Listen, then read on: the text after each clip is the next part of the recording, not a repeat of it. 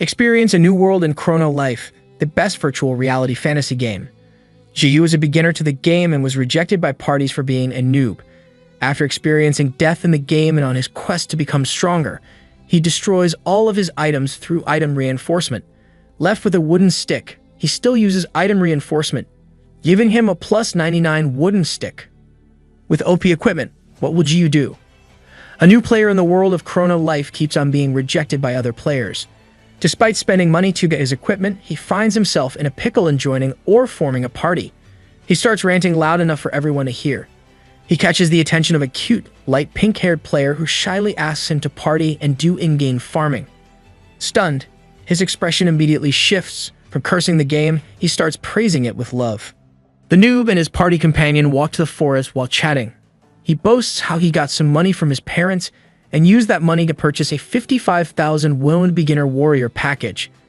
It is roughly $55 and far from being a whale.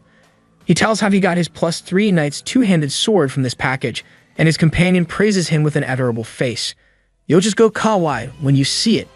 When she compares the noob to a knight in a fairy tale, he imagines how they'll kiss, become a couple, get married, and what name they should give their daughter. In his mind, the future is already set. Once the cute player announced they'd reached their destination, the noob was skeptical since they were in the forest with nobody around. And stab. The cute player stabs the noob in the chest. Shock and confusion cover his face as his HP drops. The cute, ugly. Wait, she's still cute despite her actions. Okay, the cute player reveals that she lured him to the forest's center to kill him. With a pretty face, she verbally abuses the noob to the point that she involves the noob player's parents.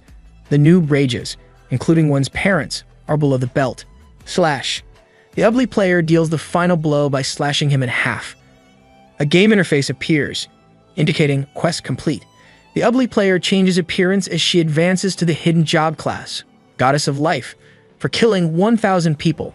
That is totally barbaric. The noob is left alone and learns that only the strong survive in this game.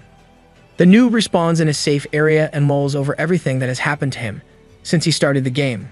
Crying in tears, he decides to reinforce his equipment. He begins with his +3 knight's two-handed sword. Clang! His item gets destroyed. Item reinforcement is the fastest method to become stronger, but this is a huge gamble. He does the same to his other equipment, destroying all of his items. Seriously, why? That's a waste of $55. Left in his underwear and thinking he should quit, a random person throws a wooden stick his way. The wooden stick is a beginner's feeble weapon, with nothing else to do. Clang. The noob used item reinforcement on the wooden stick, which was successful. He hammers it once more and receives the reinforcement successful announcement. Wondering why the skill only works on a noob item, he randomly beats away. Thinking that it will soon break, he continues his hammering until sunset. Looking all nervous, the noob delivers the last hit. Clang. The noob successfully reinforces the wooden stick to its highest level of reinforcement, plus 99 wooden stick. And here's the cheat of our MC. Incredulous about what happened, the noob fumbles and his hold on the wooden stick slips. He manages to grab it, but a light tap is still made on the ground. Boom! The ground shakes and crumbles as the resounding crash crosses the lands and seas. Everyone was shocked and panicking, thinking that some event was going on. The continent was split in half because of what happened. A slight mishap was considered an attack by the game. He has killed 850,617 players with this light tap, and his reputation has fallen. Just killing one would make you already bad, but more than 800 players? You're definitely asking for retribution. The noob smiles and laughs as he remembers the player's words who trashed him. With his wooden stick, he sees this as a chance to teach everyone a lesson. The MC of this story is an average guy who considers himself a nobody. He's a noob in the game, but you'll think otherwise with what he has on his hand. He walks the streets in his underwear with only a cloak to cover his nudity. A big guy bumps into him and starts a fight. A woman tries to stop her companion in a cheerful, irritating way side characters do. And, of course, it's a mistake that side characters always make when they bump into the main character. The noob hits the big guy player using his wooden stick. Boom! The hit caused a massive explosion and everyone who saw it was flabbergasted. With his OP weapon, he finally acknowledges himself as the MC of Chrono Life. A warning suddenly appears, informing the noob that his weapon is badly damaged. The plus 99 reinforced wooden stick can only be used a few more times before the durability runs out. Any RPG gamer can relate to this. The worst part is that the item can't be repaired to restore its durability. The noob looks at his weapon's description and feels disheartened. If this is the case, he can't take revenge on everyone who did him wrong. He thoughtfully thinks about it and makes a decision. The ground and ravine of the deceased is filled with skulls. The noob makes his way on it. With a loud sound, Chrono Life's ultimate boss monster, the twin-headed dragon Urin, appeared. Urin uses intimidation, but it's not very effective. The noob selects fight. The noob uses wooden stick. It's super effective. One of the heads disintegrated, and the remaining head was shocked and speechless. Announcing that he only has a few strikes left, the noob plans to kill the strongest boss in the game. The remaining head of the dragon Urin pleads for mercy, but the noob ignores him and gives him another hit. Urin falls, and the noob laments that a single strike remains in his weapon. Upon hearing this, Urin offers a master servant contract to give his soul to the noob. This lets Urin's soul transfer to the noob's weapon, evolving it into the Ego Sword, the highest ranking weapon in Chrono Life. The best part of it all is that it has infinite durability. Talk about making an OP weapon more OP. The noob laughs menacingly and accepts the contract with so much glee, with a flash of purple light. Urin relinquishes his physical form and transfers his soul to the wooden stick. The weapon receives the ego rank, and the durability turns into an infinite symbol. In agreeing with the contract, the noob also gains Urin's Legion, and they swear to get the revenge that their master is aiming for. In a different part of Chrono Life, people were gathered as an announcement for an SS-class bounty was released nationwide. And that person is the noob with a wooden stick. Yes, our MC still has no name up to this point. With a bounty of 10 billion gold, the 5 strongest guilds have joined forces to eliminate the criminal who killed over 800,000 players within one day. These guilds are the Sacred Guild led by Saintly, Crossline Guild led by Suo, Holy Land Guild led by Abracadabra, Righteous Bandits Guild led by Hong, and Justice Guild led by Hawkeye. Yep, Hawkeye is now in DC. Forming the World Guild Alliance, headed by Hawkeye. Their goal is to catch the player killer. Our nameless MC smiles happily as he looks at his upgraded wooden stick. With stats like that, anyone who owns it can't help laughing. One of the heads of the twin-headed dragon Urin suddenly appears out of the stick, but is far from its majestic presence from before. It looks cute and squishy with only one head as it completely pops out of the wooden stick. Urin explains that this is a feature of ego-ranked weapons, and only the master can see and hear him. The MC questions the lack of a head. Even Urin doesn't know why it's missing. Before the two can further think about it, a piece of wanted poster drops between them. Seeing what's printed on it, Urin raves about how strong his master is, and how the bounty amounts to 10 billion wound in real life. Wow, that's almost $8 million. With this predicament, Urin suggests making humankind extinct. The MC thinks about it and concludes he'll just go with a secretly OP persona. Walking only in his underwear and cloak, he looks like a penniless noob, and he points out that he'll be able to deceive people with it. Stab. An arrow suddenly shoots him in the back and he falls. Hawkeye makes the shot, and the MC is surrounded by various players from the guild. Hawkeye commands everyone to attack the MC. With Urin urging, the MC stands up and drops his plans of hiding his powers, declaring that it's the other party's fault. A bright flash of light engulfs the area. Everyone has fallen, and the buildings surrounding them are all gone. Hawkeye comes to his senses and finds that the whole capital of the First Kingdom is gone. The MC, who still looks like a penniless noob, idly stands with his wooden stick. Hawkeye sees this, pulls out the Orb of Calling, and crushes it. He summons everyone in the World Guild Alliance, causing mass teleportation. The MC is once again surrounded, but approximately 3 million guild members are around him now. Hawkeye points to the MC and commands everyone to attack. With a wave of his hand, the MC causes ripples of attack on numerous members of the World Alliance Guild. Urin stares in unbelievable amazement. Urin thinks having humans working together is even enough to give him a hard time, but that is not the case with his master. Even with the Urin Legion, he knows his master will defeat them alone. The most powerful mage of the royal family, Abracadabra, chants a disintegration spell with other mages and blasts it to the MC. The MC stares in amazement and thinks he should also give his attacks cool names. This is literally not the time for that. Swinging the wooden stick upwards, he creates an attack and calls it Swing Up. Dude, you have a terrible naming sense. The disintegration spell cast was cancelled with his swing. The mages regroup to cast another spell. Swing Down. and everyone in the World Guild Alliance dies except for Hawkeye. The MC has been holding back his powers to ensure the guy doesn't pass with his swings.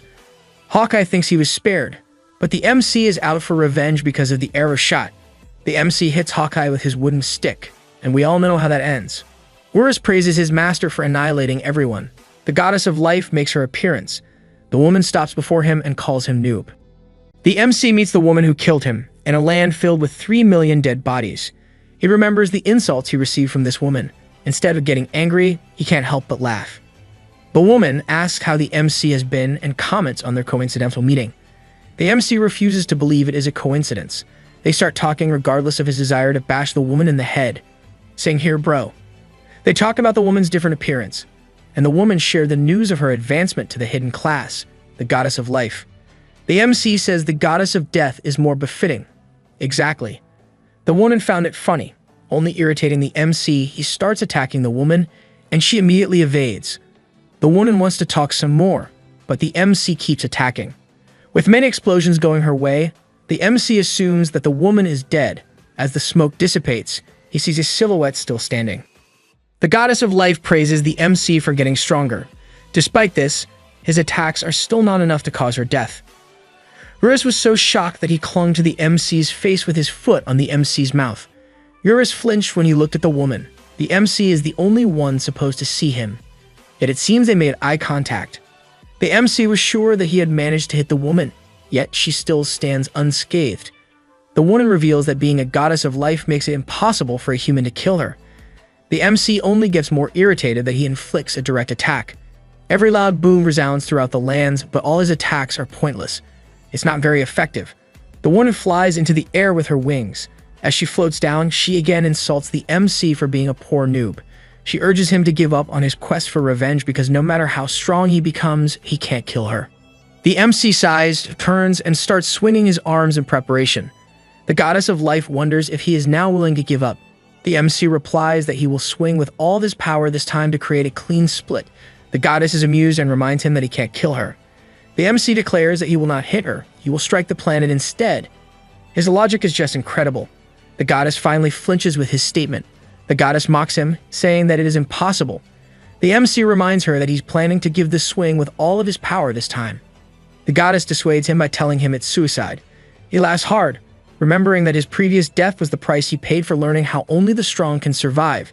The MC states that now is the time to teach everyone a lesson. Satisfaction and suicide don't matter. Nobody should screw anyone who has nothing to lose. The goddess tries to stop him, but the MC smashes his wooden stick to the ground with full force. The MC menacingly smiled as the earth splits, destroying the whole planet. That ends our story. In the real world, everyone playing Chrono Life gets kicked off the game and leaves their virtual reality capsule. The Chrono Life staff announces an emergency server maintenance and apologizes for the inconvenience on their website. Unknown to many, a player remains inside the Chrono Life game and activates the primary system of Chrono Life version 1.7. After a scan, the system confirms that only one user is online. And of course, it's the MC. The MC finds himself in a blue space filled with binary numbers. Wondering where he is, he meets a long-haired blonde dude in casual clothing. The blonde guy says that the planet the MC destroyed was his mom's favorite place. When the MC asks him who he is, the blonde opens his mouth and says he is God. We finally meet the top honcho of Chrono Life.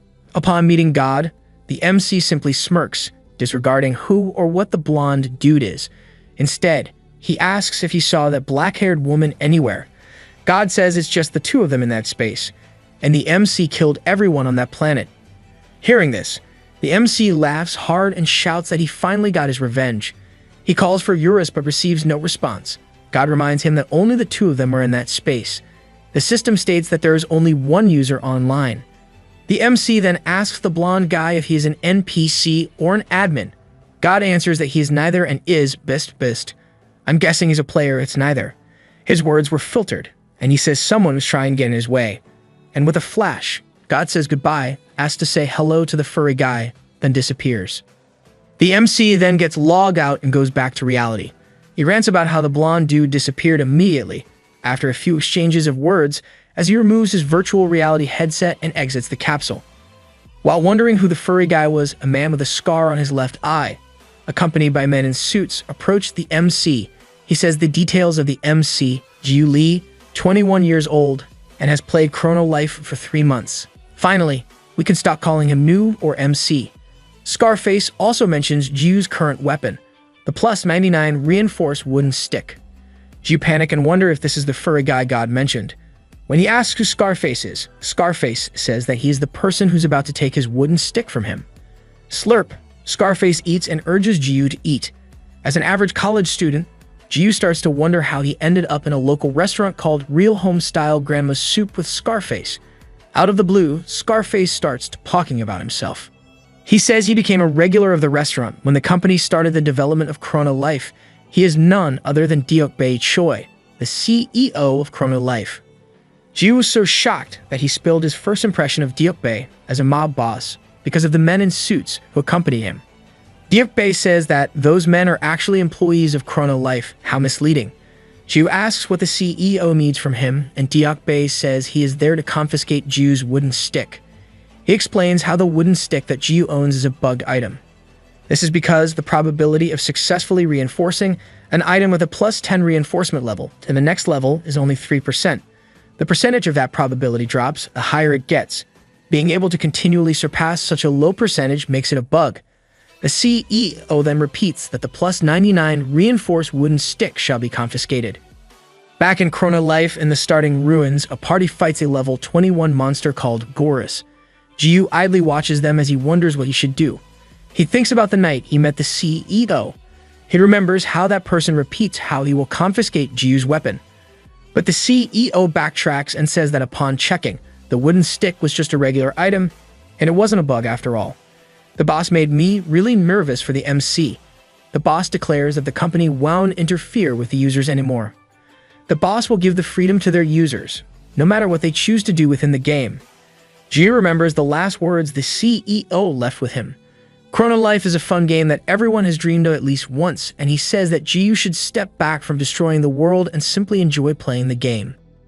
In the present, the party that Jiu was watching started fighting because of one member's mistake, and that party member was kicked out. Seeing this, Jiu finds that exploration and excitement are a bunch of crap. The world of Chrono Life is all about survival of the fittest. Jiu concludes that he will enjoy the game, but it will all be according to his terms. He was about to attack the party that kicked one of their members, but ended up stumbling when someone started cursing the game. He looks at the pink-haired female player who got kicked off her party as she continuously curses and screams about how she spent money to get her equipment. She reminded Jiu how he previously condemned the game himself. The pink-haired girl screams that she will never join a party again and will farm on her own. As she walked off, she was suddenly faced with numerous Gorus. Stunned, she could not move from where she stood, and the horde ran toward her. She covers her head with her arms, afraid of what to happen. Seeing this, Jiu jumps in front of the pink-haired player in his underwear and cloak. Captain Underpants? Swing up, Jiu swings his wooden stick and causes a big explosion.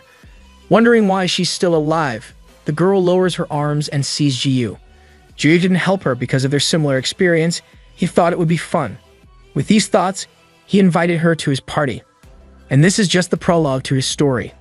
The pink-haired player tells Jiu to go away with her middle finger and says she doesn't play with noobs. Figures. Jiu's social life is doomed. In real life, everyone talks about the person who killed 800,000 people in the first wave, then 3 million in the second wave. They refer to the destruction of the World Alliance Guild as Doomsday. Whoever did it, that person is Chrono Life's most powerful player. Some believe this was a bug or hack, and that what happened needed to be addressed by the company. Chrono Life staff then gave a statement on their website saying that the person in question is a normal user, who is not a bug or a hack and hasn't broken any in-game rules. The statement ended the controversy, but news spread about the server going down because of that player. Jiu was the most talked about player in and out of the game, yet at this time, he was busy following the pink-haired girl he had just saved from a horde of Gorus. The female player gets irritated and yells at him. Jiu wants to party with her, and the girl again says she won't party with a noob. Jiu is only wearing a cape, underwear, and a wooden stick for a weapon, so she thinks that Jiu is a complete newbie to the game. Jiu asked about this, and Urin says that the girl's eyes were closed when Jiu saved her. Thinking it over, Jiu believes he can finally live a secretly OP persona. He continues chasing after her and shamelessly asks for a boost to level up. He acts cute as he compliments her for being a pro. The girl remembers the party who just rejected her, and being called a pro lifted her spirits up. She immediately invites Jiu to join her party. Jiu saws the pink-haired player's name and stats. Her name is Love, and she is level 24. The two went to the starting dungeon near the front village. Love shows off by hunting multiple level 4 bunny bear. Jiu is sitting near a rock with Urin, complimenting how good Love is for fighting a mob of monsters on her own, since this can be dangerous despite its low level. Urin says there's nothing to worry about since Love's items are good. The weapon costs 10 million gold or 10 million wound, around $8,000 in real life. The rest of her equipment amounts to 100 million gold, almost $80,000. Now, this is whaling. Jiu is shocked by how much Love spends in the game. Love started telling him to attack the monsters with his wooden stick. Love nags how Jiu needs to fight to actually get stronger. As this happens, Jiu almost blows his cover when he bops one of the bunny bear behind Love. Love didn't realize that anything had happened behind her. She receives a message and tells Jiu to fight on his own for a bit, while she is gone for 30 minutes. Leaving him like that, Jiu and Urin wonder what kind of life Love has to be able to spend that amount of money in this game. In reality, a pink-haired girl logs out of Chrono Life. She smiles as she thinks about what happened in the game with the Noob. The door suddenly opens and a short-haired woman enters, while nagging Love for being a game addict. The woman continues to fuss as Love gets prepared. With numerous flashes of light, the program music banking is back on. They introduce the next performance, a singer who has been in first place for 13 weeks straight. The top idol singer and songwriter is none other than Sarang Han. And Sarang Han plays the character Love in Chrono Life. While waiting for Love to log back in, Jiu decides to get some actual practice done, and that is how to not kill with one swing. God watched over and was amused by Jiu's practice, telling his mother how interesting the guy was. 17-year-old Sarang Han is a freshman in high school and the nation's most famous idol and singer-songwriter. The public knows her to be sweet, childish, and unable to curse people, but her manager knows it's all fake. Sarang's real hobby is online gaming, and she swears like a gangster, especially when dealing with Jiu. As Love, Sarang bosses Jiu around, and Jiu sticks to his pretense as a noob. After logging back into the game, Love asks how Jiu fares from his practice and realizes she has never asked for his character name. As Jiu was about to answer, Love stopped him and said she'd just call them undies. Behind them, a group of people is following closely, and their target is Love, an old dude with crimson lipstick. The group leader commands all members to gather in the dungeon to serve justice. Love tests how much Jiu improved by sending him out to fight a level 22 bunny bear. Go undies. Jiu runs towards the bunny bear and wobbles as he nears it. He very lightly taps the hair of the bunny bear. It's super effective. The bunny bear suffers massive damage with a single bar of HP left. Jiu's practice paid off. He managed to attack with his plus 99 reinforced wooden stick without killing it. Seeing how Jiu almost killed the bunny bear with one hit, Love praises him for getting stronger. Great job, undies. Whoosh. A dagger appears out of nowhere, but Love senses it and kicks it back where it came from. The old dude with crimson lipstick catches the blade. He is Mr. Kim, a manager of Hallasan Guild, and he is accompanied by other guys who also have Mr. in their names. Learning that they were from the Hallasan Guild, Love was shocked. Mr. Kim orders everyone to attack them, and Love tells Undies to stay back. Love fights everyone alone, and Jiu and Urin are idly watching Love destroy the Hallasan Guild. From what they're seeing, they concluded that the Hallasan Guild has picked a fight with Love numerous times but ends up defeated each time. The old dude leading them refuses to give up his revenge. On the sidelines, Mr. Kim commands an elf to attack Love while she is distracted by the others. The elf dashes behind Love and uses steel. Love's Knuckles of Silence, which cost 10,700,000 gold, were stolen. Jiu is surprised by the situation, while Urin explains the skill used against Love. Jiu dismisses it, thinking there's nothing worth stealing from him since he only has his undies and cape. He then remembers his OP weapon and makes a run for it. Mr. Kim saws this and tells the elf to ignore him. Looking at his running half-nude form, the elf takes such interest in Jiu that she tosses the knuckles to Mr. Kim's way and chases after Jiu. She declares that it is more fun to steal from the poor. The elf appears before Jiu and calls him cutie. The woman raises her hand, and Jiu decides to attack. He yells and swings his wooden stick down. The crash causes smoke, and as it disappears, Jiu is now empty-handed and his wooden stick is already in her hands. With lustful glee, the woman claims it as hers. The elf claims she will steal Jiyu's cape next, and all he'll be left with is those undies. The woman stops mid-sentence when she sees his shadow. Urus admonishes the woman for daring to take ownership of him. Shocked to see the eye of Urus' actual form, she shrieks and falls on her butt, letting go of the wooden stick. Jiyu calmly grabs the wooden stick from the ground, and a system interface appears. Jiyu regains ownership of the weapon because Urus' soul rejected the enemy. Urus appears in his chibi form and rants about how no one can own him except for Jiyu. And Jiyu pats Urus on the head. "I'm tearing up." Still recovering from the shock, the elf trembles in fear. Mr. Kim yells at her, and she immediately stands up. Love moves and kicks her from behind, but the elf easily evades. Love demands her weapon back. She promises to kill everyone when Jiyu very slightly hits her. Love faints, and Jiyu names his secret tactic, strike without killing. He really keeps things simple. The elf wonders why Jiyu hit Love. Jiyu replies that he is going for the secretly OP vibe. Before the woman finishes asking what secretly OP is, Jiyu kills everyone in Hallasan Guild. The elf is confused and questions what happened.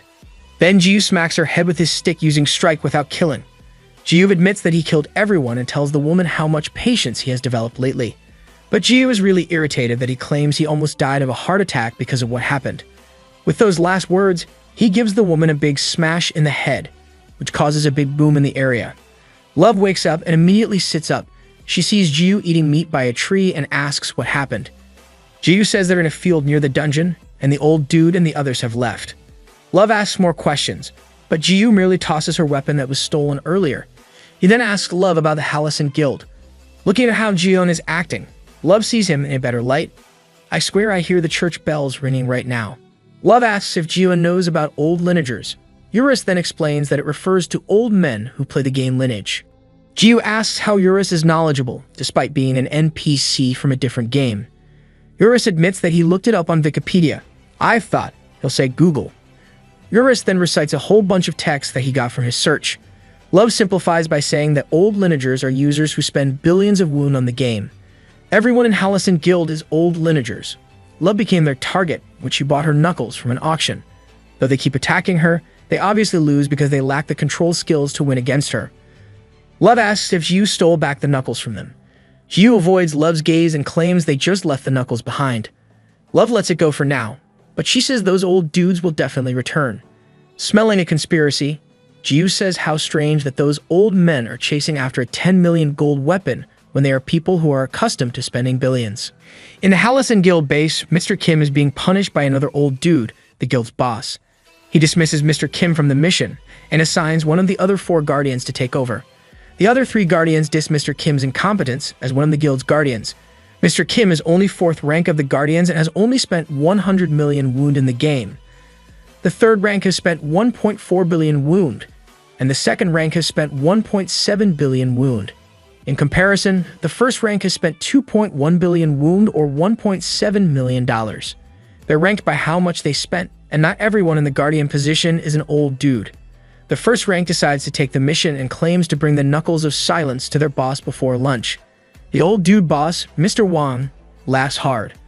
It's no wonder he is the boss, for he has already spent 12 billion wound or $9.7 million in the game. There'll be a bloodbath, and we already know whose blood is going to spill. Out of nowhere, Jiyu appears inside the Hallasan Guild base, precisely behind the guild leader, Mr. Wang. He is picking on his nose with his pinky as he ridicules them. Mr. Wang asks how he got in. Jiyu flicks the dirt off his pinky and wipes it on Yura's head. Jiyu tells them that going after his boss, Love, makes it hard for him to keep his secret OP persona. Mr. Wang commands the guardians to kill the intruder. The 3 guardians and Jiyu starts fighting. The guild base gets destroyed. And outside the guild base, the Goddess of Life reappears in her light pink-haired form. The Goddess of Life hums as she walks on a path toward the Hallasan Guild base. Mr. Wang commands every guild member to attack Jiyu. Jiyu calmly claims that they need at least 3 million members if they want to kill him. He starts striking everyone with his wooden stick, causing enormous destruction with every hit. The guild leader's mouth hangs open as he sees how every heavy spender member is easily defeated. Mr. Kim, still in the ground from the guild leader's punishment, urges their leader to leave, thinking this is impossible. The leader finally realizes that the person destroying their guild is the wanted guy with a bounty of 10 billion gold. He finds it unbelievable that a guy in only his undies, cape, and wooden stick is the most powerful player in Chrono Life. Let's blacken the background and have Mr. Wang's backstory. Mr. Wang started playing games back in 2nd grade. At that time, games still had poor graphics. The design was not up to par like the modern games, and there were no quests or raids. Yet, it was fun to play. He was like any other kid gamer who plays behind their parents' backs and spends most of their time playing. As he grew up, he started adulting, too busy to even think of the past. In his mid-40s, he rewarded himself with an ancient computer to play games, but this didn't give him that feeling he once lost. Going back to the present brawl, Ji smashes the face of the last guild member to the ground. All that's left are the guild leader and Mr. Kim, for stealing other people's weapons despite having enough money. Ji declares that it's now time for a spanking. Let's jump back to Mr. Wang's backstory. I know it's confusing, so bear with me. As he is playing, he discovers how times have changed. The grinding he once put in to level up back then can easily be overcome with a few clicks by paying money. This is the vast difference between F2P and P2D players. The option of P2W made the games boring for the old man. He started trying all sorts of games, but they were all the same. When he began playing Chrono Life, he did everything to find that special thing he experienced back then. And back to the present, again. Ji smacks Mr. Wang in the head with his wooden stick. Using his secret tactic, strike without killing, Mr. Wang falls face down. Jave declares that the Hallasan guild is over and that they should stop coming after Captain Love and making things so hard for him. Mr. Wang struggles to stand up and he accuses Jiu, knowing he is the person who annihilated the World Guild Alliance. Thinking that Jiu is like every other player, he asks Jiu how much money he spent to achieve such a feat. He warns Jiu that his efforts are all for nothing, and he wouldn't find that special something because it doesn't exist. Jiu doesn't understand what Mr. Wang is saying, but he speaks the truth about spending a pretty penny in Chrono Life. Mr. Wang nervously asks how much, thinking it must be trillions or more. Jiu admits that he spent 55,000 woon on the beginner warrior package. Mr. Wang stares at Jiu as he walks away. He mutters to himself as he reminisces about the time he started playing games. That's Ragnarok, I tell you. Mr. Wang laughs loudly, then asks Mr. Kim how many games they have played after Lineage. Mr. Kim, still lying on the ground, answers that it's probably 8. Mr. Wang smilingly claims that this is the game he's looking for, where things are exciting. Hearing these words, a woman exclaims that Chrono Life is the best. The goddess of life finally appears and greets the Hallasan guild on a beautiful evening. She then asks Mr. Wang for an update on the preparations for that. No, I have no idea what that is, but if she is involved, it is no good. Mr. Wang said preparations were going well, except they have no plans to continue. Their cooperation with the goddess of life ends there. The goddess then smiles and slashes Mr. Wang in half.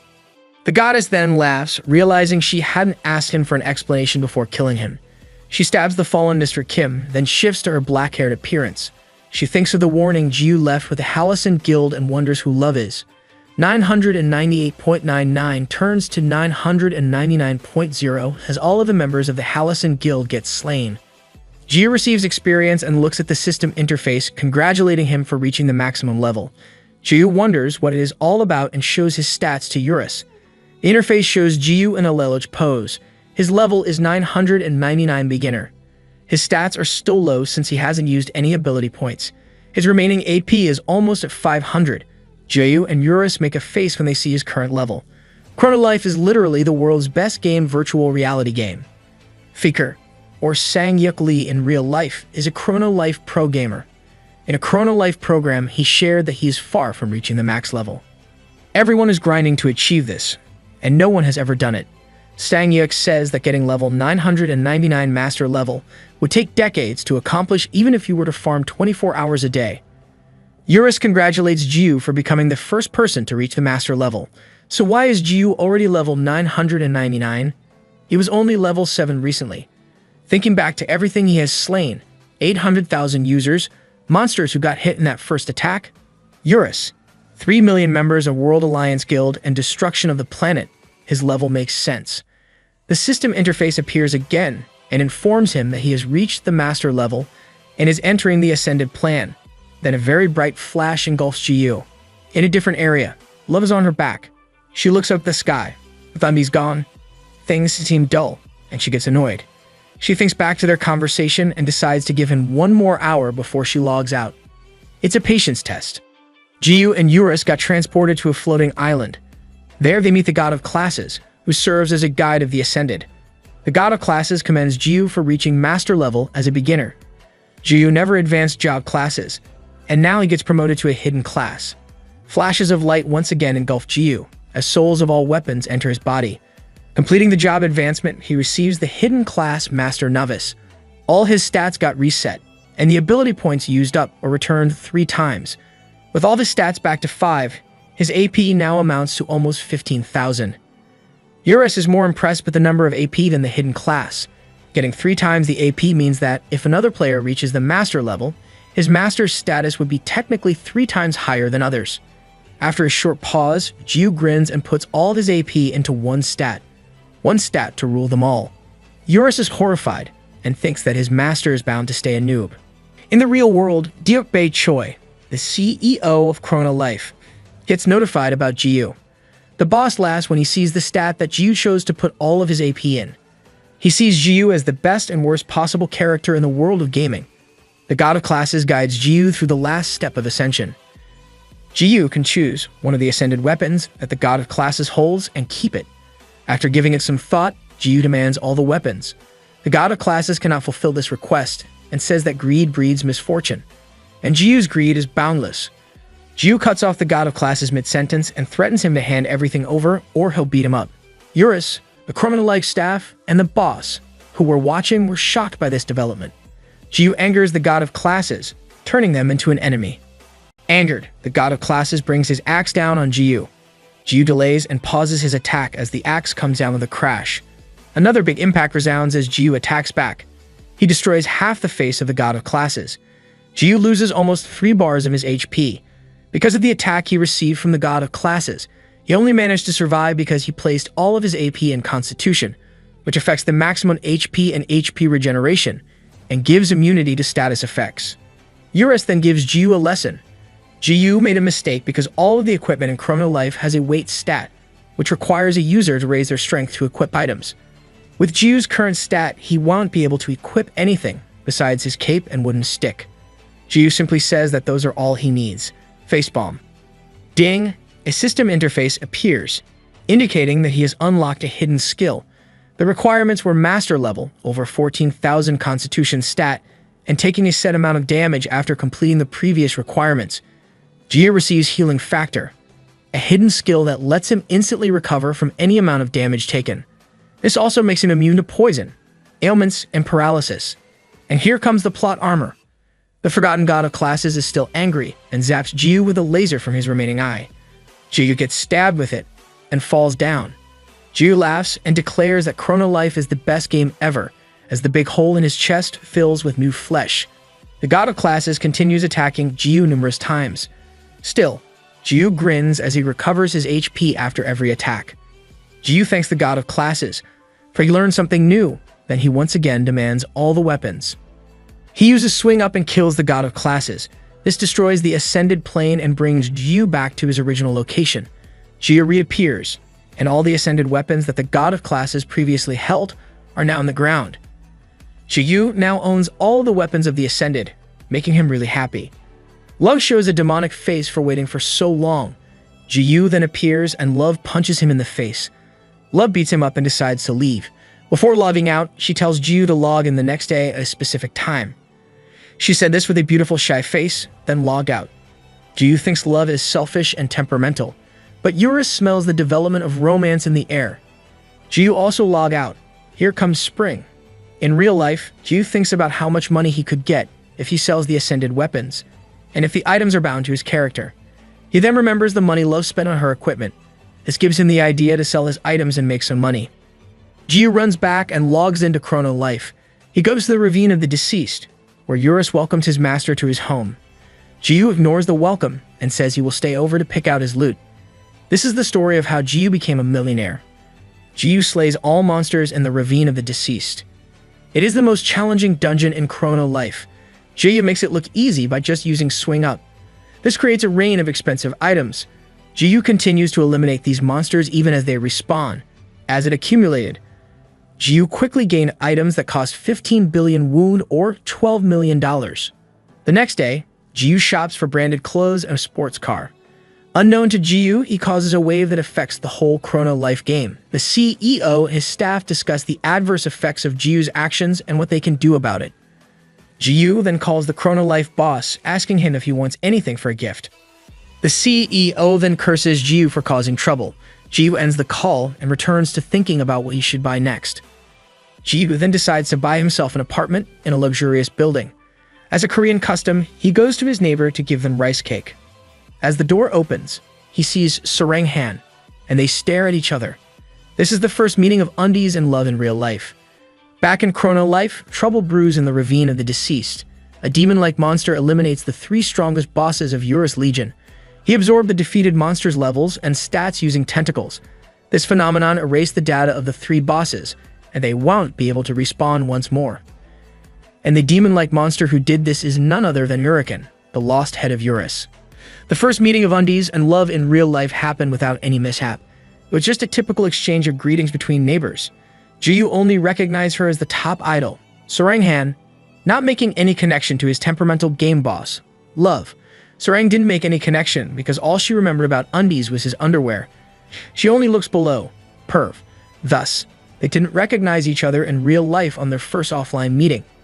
Inside the game, Jiyu goes to the ravine of the deceased and discovers that no single mom is left. Jiyu asks Urus if the monsters ran away, and Urus says it is impossible unless there is a bug. Jiyu lets it go and decides that he can just farm in a different dungeon. Urus reminds Jiyu of his supposed meeting with Love, and Jiyu walks off to get there in time. Urus looks back and thinks about the familiar energy that he is sensing.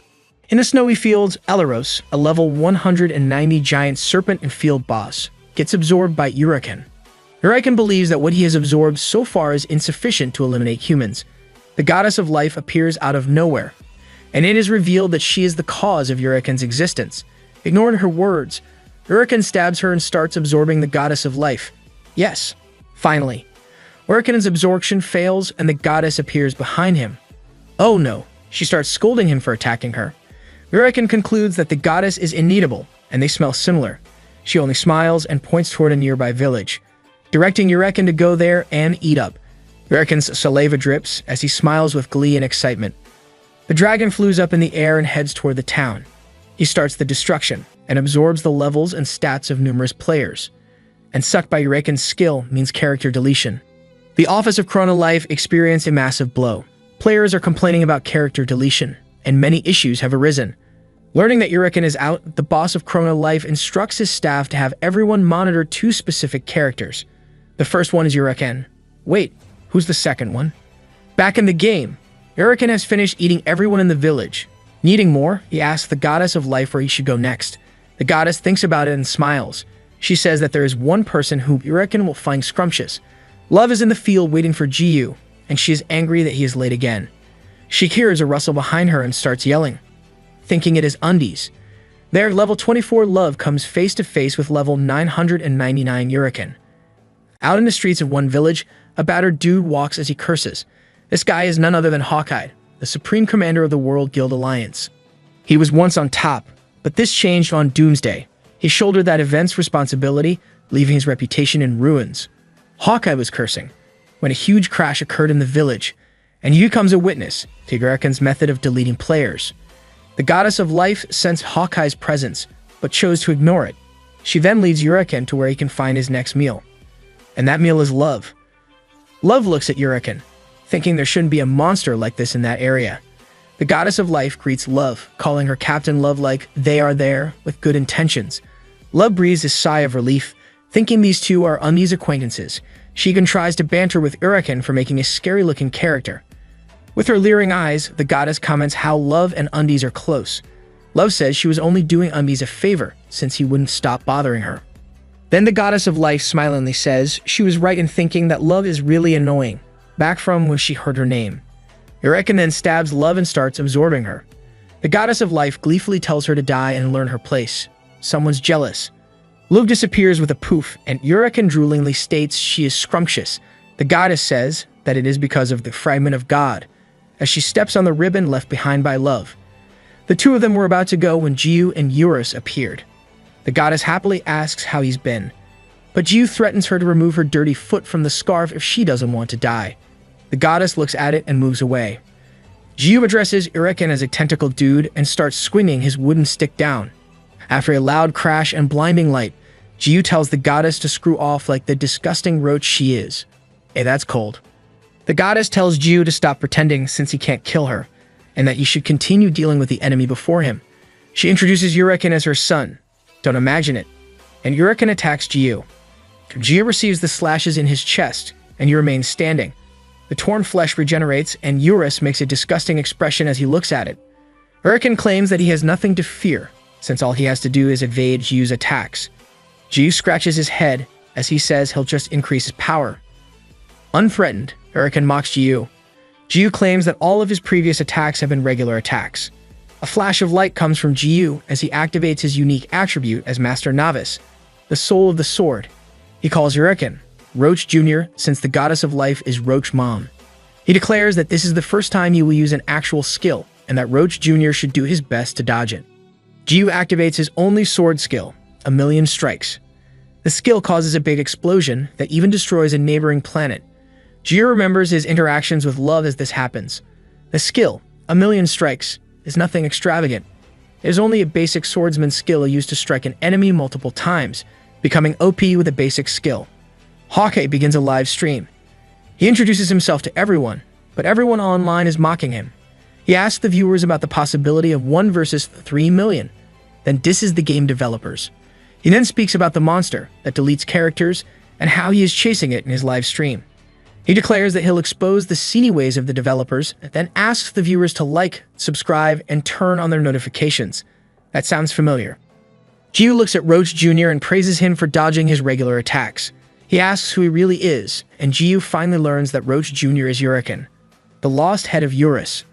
Urus tells Jiyu to be careful, because Urkin may be the reason all the monsters from the ravine of the deceased disappeared, and also the captain loves death. Urkin proclaims that Jiyu is dead, as Jiyu learns from Urus that Captain Love might gotten her character deleted. Jiyu bashes Urkin's head using strike without killing. Time for revenge. Hawkeye sees the explosion from afar and runs toward it. He should change job to a reporter. Jiyu continually hits Urkin using strike without killing. Then he comes up with strike without killing. A Million Strikes version. Hawkeye reaches the scene of the fight and looks at it agape. The live stream chat then goes haywire when everyone realizes that the person fighting the monster is none other than the guy from Doomsday. Hawkeye gets angry as he remembers the humiliation he got from that day. He pulls out his weapon and aims it at the two fighting figures, but stops releasing the arrow when Urkin's horn breaks. The chat got excited when they realized that their characters were back. With multiple booms, a system interface announces that the stolen souls are returned to their owners. Urkin's level and stats decreased, lowering his level to 723. Jave expresses how Roach Jr. has slowed, and Urus explains the situation. An employee in the Chrono Life office was relieved when he finally understood that the data was never deleted. The CEO chides the employee for being the head of the development team. Yet, he's ignorant of this. The employee corrects the boss that he is the head of the design team. They all look the same. Jiyu concludes that beating Urkin will bring Captain Love back. Urkin dashes to attack Jiyu, but Jiyu uses his A Million Strike without killing version. Seriously, this skill name. These attacks continue to lower Urkin's level and stats. As Hawkeye watches from the sidelines, the feedback forum is delighted with the current ongoings. Hawkeye puts down his weapon and idly watches the fight. In real life, Sarang watches Hawkeye's livestream and finally learns who Unbees is. Oh, hello there. Reduced to level 180, Urkin falls to his knees. Urus reveals that Urkin is now in his original state. Urus and Jiyu laugh maniacally at this. Jiyu asserts to finish things up. Stab. Urkin once again declares that he will eliminate all humans. At a last attempt to defeat Jiyu.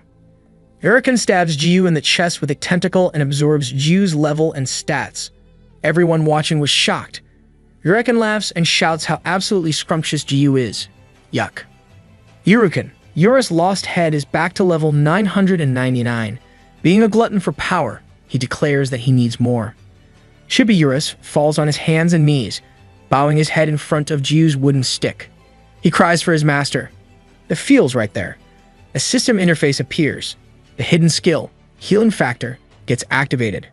It then announces that the damaged body will regenerate. Urkin's stomach starts to throb and gets big. Like a horror scene from those alien movies, a face, then a head forms from Urkin's stomach. It screams as it tries to get out. Urkin's mouth hangs open as he sees this scene. The head from Urkin's stomach slowly faces Urkin. With a large, creepy smile, it scares the crap out of Urkin as it speaks baby words. Urkin screamed for a long time as he saw the head from his stomach talk. The viewers seeing this scene are either speechless, laughing, or confused. The head from Urkin's stomach laughs and says he looks like a worm. Urus approaches the head and asks if it's really him. Jiyu's head greets Urus and affirms that it's him. Irritated, Urkin repeats his favorite line about eliminating humans. Jiyu mocks him as he regenerates his body from Urkin's stomach. The situation is reversed. Jiyu regains his whole body, while Urkin resembles a worm attached to him. The healing factor skill made this possible. In the end, it was Urkin who got absorbed by Jiyu. Jiyu burps and acquires a new hidden skill called veracity. The skill lets him consume his enemy's level and stats, and to think he was OP to begin with. The goddess of life, also known as Roach Mom, is disappointed that it is already over. Jiyu admonishes her for being a heartless mom. Roach Mom says that she didn't give birth to Roach Jr., and she's only 21 years old, just like Jiyu. Jiyu, shocked that the goddess knows his age, asks her about it. The goddess smiles and says it's a secret. As she raises her staff, a crack appears in the space where she points her staff, and a humongous monster hand comes out of it. The goddess steps on it and bids her goodbye, referring to Jiyu as Noob. The CEO commands to end the interaction immediately and have an event to reimburse the players handsomely. He also reminds his staff to closely monitor the characters he mentioned before. The first one is Urkin, and the other character is Luna, the goddess of life who keeps pissing Jiyu off. Finally, a name for the mysterious woman. The users of Chrono Life rejoice and cheer as Jiyu appears in Front Village. As they welcome Jiyu, Jiyu turns off his secretly OP persona. Hawkeye's livestream peaked at more than 200 viewers, which let everyone know who Jiyu was. This let Hawkeye become the most popular streamer overnight. What turn of events? Lol. A mob character then appears and reminds everyone how Jiyu previously massacred a ton of players. Hawkeye appears and comes to Jiyu's defense. Hawkeye happily greets Jiyu and reminds him of their previous meeting. He then invites Jiyu to his Justice Guild. Other people heard this and started asking Jiyu to their guild. With many people clamoring for his attention, Jiyu runs for it. Urus makes fun of Jiyu that he should have dropped the secretly OP persona long ago. Not looking at where he's running, Jiyu hits a wall. Looking up, he finds a colossal golden statue of him in the middle of the village. This shocks Jiyu and Urus speechless. Jiyu wonders if it really was a statue of him. And Urus confirms that they even got the undies to a T. Behind them, a group of people appears. They are from the Hallasan guild, all wearing capes and undies. Mr. Wang, the guild leader, claims they spent all their money building the golden statue. What the? Okay. After their meeting, Mr. Wang was so inspired that he got the sculpture made. It's the cult of the undies. Every guild member is sporting a Jiyu look of their own. Jiyu asks what happened to everyone's equipment. Mr. Wang claims that the statue cost 20 billion wound or $15.44 million, and they sold everything to make the sculpture. The people who were previously following make a reappearance, and Jiyu once again runs for it. In the real world, Sarang is on her bed thinking about her interactions with undies. She realizes how strange it was to find the Guros all gone then, how undies took the bunny bear in one hit, and how she got her knuckles back from the Hallasan guild. She questions why Jiyu did all that, acted all weak, and lied to her. Looking back to her childhood, her head becomes filled with the thought that undies lied to her. Back in Chrono Life, things have calmed down a bit. Jiyu still receives stares and simply ignores them. He thinks he has forgotten something when he finally sees Love before him. He happily greets Captain Love and says something felt missing when she wasn't around. Love doesn't respond, and the people around them start murmuring about Love's identity. Jiyu then gives Love's scar from before and still acts like he's weak. Love quivers in anger as she says undies shouldn't lie to her. She reveals that she knows and asks why he lied. Jiyu tries to act dumb and says that he would never lie. Wrong move, dude. This angers Love more. Then she asks if Undies is the one who moved in next door. Jiyu scratches his head and asks her what she's talking about. Then he remembers his meeting with his neighbor. Shocked, Jiyu asks Captain Love with disbelief, and Love confirms that she is Sarang Han. Sarang gets scolded by her manager for revealing her identity in Chrono Life. She is now trending. The press is trying to get her to talk, and rumors are starting. The most idiotic thing is that her character is customized to how she looks in real life. Sarang says that she has no real intention of hiding who she is. She doesn't care about what people will say about her playing games. She was never interested in showing an innocent act to the public, and her manager made her do it, and that she never really wanted to lie to everyone. Sarang walks off and bangs the door closed to her room. Inside, Sarang logs into Chrono Life. Backstory time. A young 5-year-old Sarang sings in front of other kids. This is how she first displayed her talent for singing and made her music debut at a young age. Labeled as a genius prodigy with the voice of an angel, everyone praised her. She was supposed to be happy, but it was tarnished by greedy adults who were supposed to protect her parents. Sarang got exploited by her parents.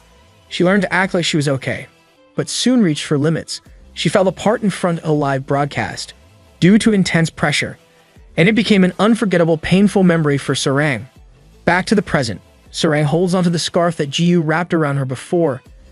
Jiyu then appears, exclaiming how he finally found her. He recounts how he was startled when she ran away from him back then. Jiyu asks Uris what the problem is, and Uris says Captain Love is mad at him. Uris sighs about how his master knows nothing about women and how Captain Love is angry at his master's lying and hiding his powers from her. Jiyu continues asking Uris for advice, and Uris says his master should apologize for lying. Jiyu follows Uris' advice and tells Captain Love that he is sorry for lying and wants to tell her, but can't find the right time. Love says that sorry will not cut it, and that the word sorry amounts little to him. Damn, she really hurting? Screech. A griffin snatches Captain Love. A long-haired dude atop the monster claims he didn't intend to knock her out. Uris was shocked to see who the man was. Jiyu was enraged, and Uris tries to stop him but continues to use swing up to attack. The long-haired dude activates his skill 8 mirrors. The 5th mirror. The mirror of reflection bounces Jiyu's attack back to him. The attack causes enormous destruction in the area, but only destroys Jiyu's left arm. Jiyu's healing factor quickly regenerates his lost arm. Uris says that his master should have listened to him. The man who took Captain Love is named Habek, and he and Uris are the same kind. Jiyu asks if Uris means that weak loser kind. Habek's hexagonal instrument cracks. Habek smiles, saying that Jiyu is the first person to crack it after that person, whoever that is. Then Habek claims that Jiyu is only a human and has no right to possess a fragment of God. In the hidden tower in West Forest, Love wakes up and asks who the long-haired dude is and where she is. Habek tells Love to calm down, and that someone wants to meet her. Then Love sees people who look like her parents. Let's start with another of Sarang's backstories. After the live broadcast incident where Sarang broke down, she retired from her career as a singer. Despite her retirement, her parents were angry and used violence against her. They refused to accept it and continued forcing her onto the stage, while saying they loved her and that what they were doing was for her. After many years, even though Sarang's fame has faded, she still doesn't hold the choice to quit. When the cash stopped coming in, her parents did the unthinkable and sold her. Trash parents at its finest. Sarang ran and managed to escape from the situation. She immediately went to the police, and after that, it was ensured that her parents could no longer go near her. With the help of the law, Sarang was finally free from the terrible adults called her parents. Sarang may be physically free, but the trauma is still there, and she is broken inside. This caused her to be averse to lying.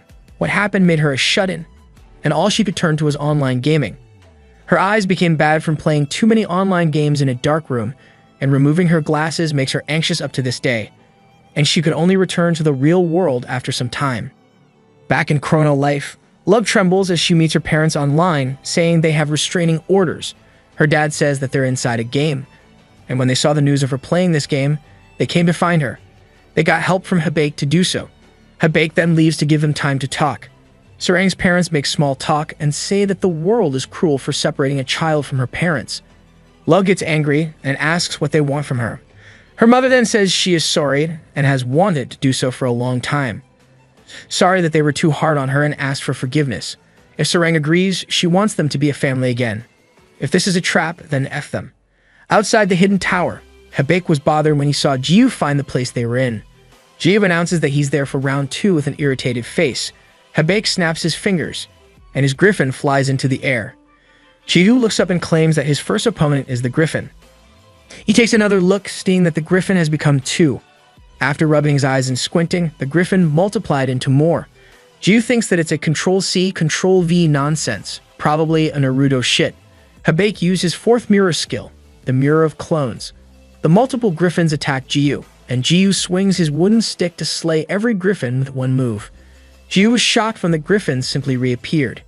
Uris then explains that Habek has 8 different mirrors, each with a different effect. The mirror of reflection from before can reflect all physical and magic damage. When Jiu hears this, he complains that it's too OP and imbalanced. This pot calling the kettle black. Uris then explains how the game developers never intended to have Habek be fair in the first place since he is not a user. Habek is a boss monster that requires a specific strategy to be slain. Jiu finds this silly and asks which douchebag came up with this concept. Unable to finish his sentence, Jiu was stabbed in the back by a griffin. The other griffins took this as an opportunity to launch multiple attacks on him. Jiu receives damage and launches his 1,000,000 strike skill. Habek says that Jiu can keep killing them, but he will only make more clones with his mirror. Irritated, Jiu makes an ugly face and claims that you will also break that mirror. Habek shivers and Jiu launches another 1,000,000 strikes attack.